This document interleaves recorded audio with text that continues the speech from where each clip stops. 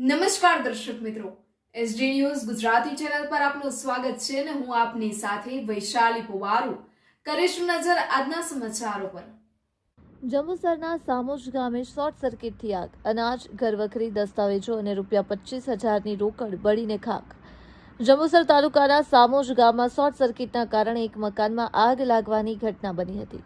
આગમાં અનાજ, કપડાં, ઘરવખરીનો સામાન, મહત્વના દસ્તાવેજો, આધાર કાર્ડ સહિતના જરૂરી પુરાવા તેમજ અંદાજે ₹25,000ની રોકડ રકમ બળીને ખાક થઈ ગઈ હોવાનું જાણવા મળ્યું છે।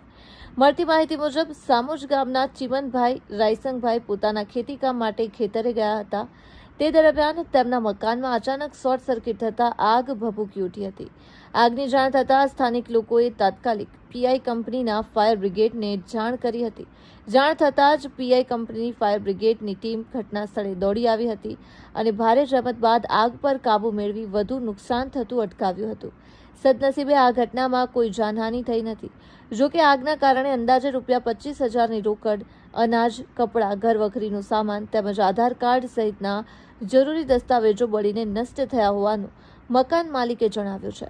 પ્રાથમિક તપાસ મુજબ આગ લાગવાનું કારણ શોર્ટ સર્કિટ હોવાનું સામે આવ્યું છે।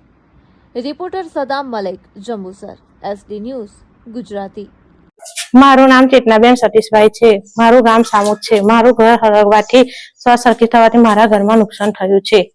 ₹25,000 બળી ગયા છે। મારા ગામ સામોદમાં ચિમનભાઈ રાયસંગભાઈ પટિયાનું મકાનમાં શોર્ટ સર્કિટના કારણે આગ લાગવામાં આવી છે। ઘરવખરી તથા અનાજ પાણી બધું બળીને ખાક થઈ ગયેલું છે, જેથી કરીને સરકારને જે પણ સહાય આપવી હોય એ આપે। મારું નામ ચિમનભાઈ રાયસંગ છે। શોર્ટ સર્કિટના એટલે ફ્રીજના કારણે ઘર સળગી ગયું છે।